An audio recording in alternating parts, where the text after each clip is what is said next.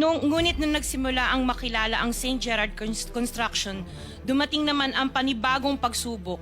Unti-unti nagsilapitan ang mga district engineers at mga regional directors ng DPWH at mga chiefs of staff na mga mambabatas na nag-aalok ng mga proyektong sinasabi nilang pondo ng mambabatas. Noong una, sinubukan naming labanan ng mga ito sa pamamagitan ng pagre-report sa DPWH at pagpapadyaryo ng mga tiwaling kawani ng gobyerno.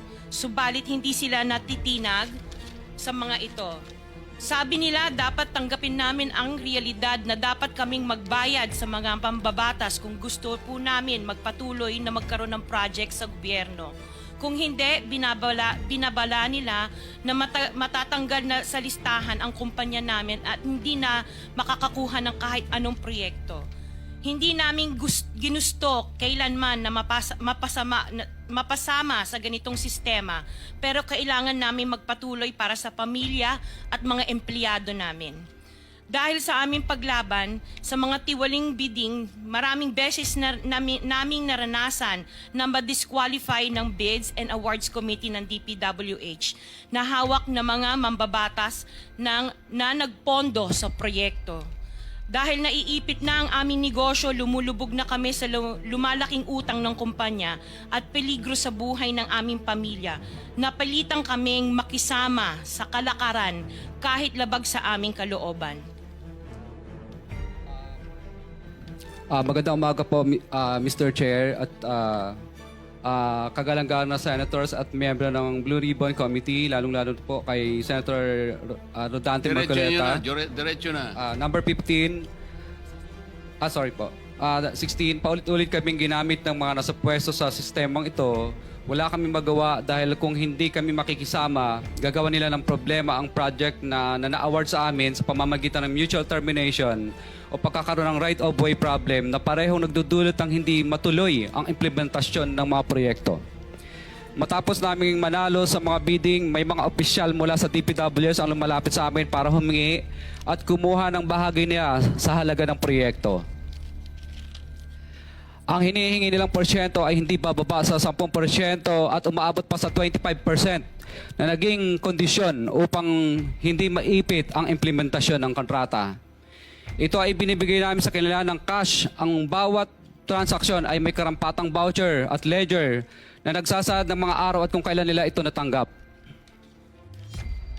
Ilan sa kanila ay sina Terence Calatrava, former Undersecretary of Office of the Presidential Assistant of the Visayas of the Philippines, Kong Roman Romulo of Pasig City, Kong Jojo Ang of Uswag Ilonggo Party List, Congressman Patrick Michael Vargas of Quezon City, Kong Juan Carlos Arjo Aitaide of Quezon City, Nicanor Nicky Briones of Agap Party List, Congressman Marcelino Marcy Teodoro of Marikina, Congressman Florida Robes of San Jose del Monte, Bulacan, Congressman Leandro Jesus Madroño of Romblon, Congressman Benjamin Benji Agarao Jr., Congressman Florencio Gabriel Bemnoel of Anwaray Party List, Kong Leo de Ode Tariela of Occidental Mindoro, Congressman Reynan Arrogancia of Quezon Province,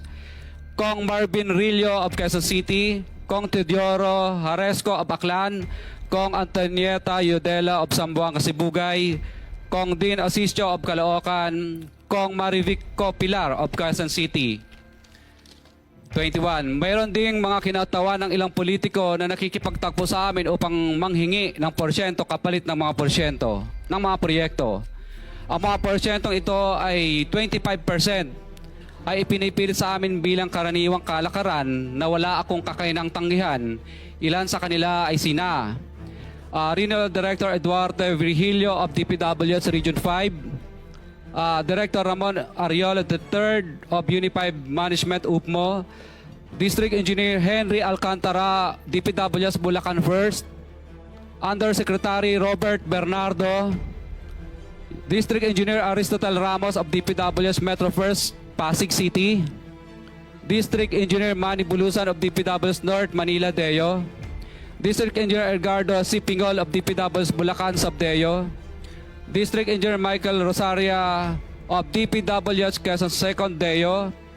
Karamihan sa mga kawani ng DPWs na nabanggit sa itaas ay paulit-ulit na binabanggit ang delivery ng pera ay para sa kaisaldi na dapat at least 25%. Ngunit nung nagsimula ang makilala ang St. Gerard Construction, dumating naman ang panibagong pagsubok. Unti-unti nagsilapitan ang mga district engineers at mga regional directors ng DPWH at mga chiefs of staff na mga mambabatas na nag-aalok ng mga proyektong sinasabi nilang pondo ng mambabatas.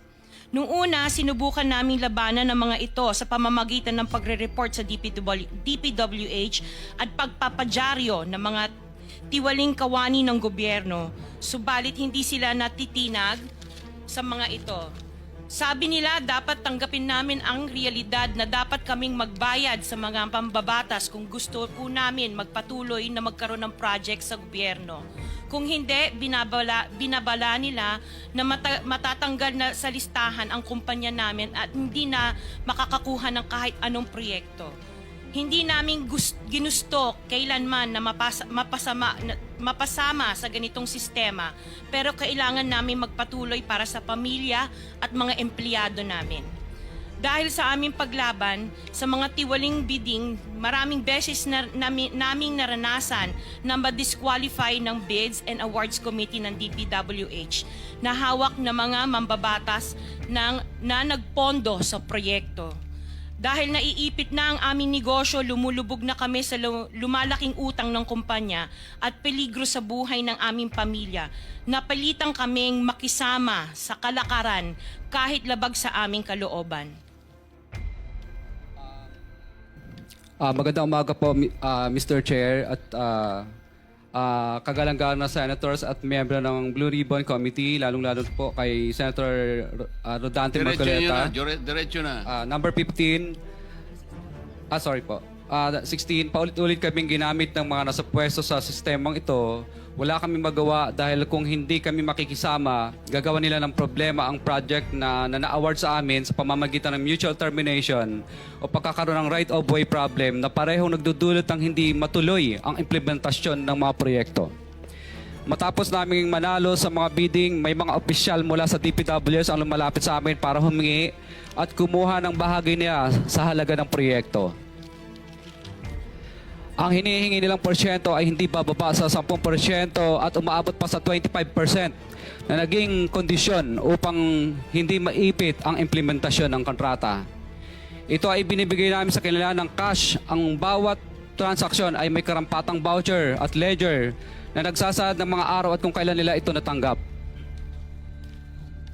Ilan sa kanila ay sina Terence Calatrava, former Undersecretary of Office of the Presidential Assistant of the Visayas of the Philippines, Kong Roman Romulo of Pasig City, Kong Jojo Ang of Uswag Ilonggo Party List, Congressman Patrick Michael Vargas of Quezon City, Kong Juan Carlos Arjo Aitayde of Quezon City, Nicanor Nicky Briones of Aga Party List, Congressman Marcelino Marcy Teodoro of Marikina, Congressman Florida Robes of San Jose del Monte, Bulacan, Congressman Leandro Jesus Madroño of Romblon, Congressman Benjamin Benji Agarao Jr., Congressman Florencio Gabriel Bemnoel of Anwaray Party List, Kong Leo de Ode Tariela of Occidental Mindoro, Congressman Reynan Arrogancia of Quezon Province, Kong Marvin Rillo of Quezon City, Kong Teodoro Haresco of Aklan, Kong Antonieta Yudela of Zamboanga, Sibugay, Kong Dean Asisio of Caloocan, Kong Marivico Pilar of Quezon City. 21. Mayroon ding mga kinatawa ng ilang politiko na nakikipagtakbo sa amin upang manghingi ng porsyento kapalit ng mga porsyento ng mga proyekto. Ang mga porsyentong ito ay 25% ay ipinipilit sa amin bilang karaniwang kalakaran na wala akong kakainang tanggihan. Ilan sa kanila ay sina Regional Director Eduardo Virgilio of DPW's Region 5, Director Ramon Ariola III of Unified Management UPMO, District Engineer Henry Alcantara, DPWS Bulacan First, Undersecretary Robert Bernardo, District Engineer Aristotle Ramos of DPWS Metro First, Pasig City, District Engineer Manny Bulusan of DPWS North, Manila Deo, District Engineer Edgardo C. Pingol of DPWS Bulacan Subdeo, District Engineer Michael Rosaria of DPWS Quezon Second Deo.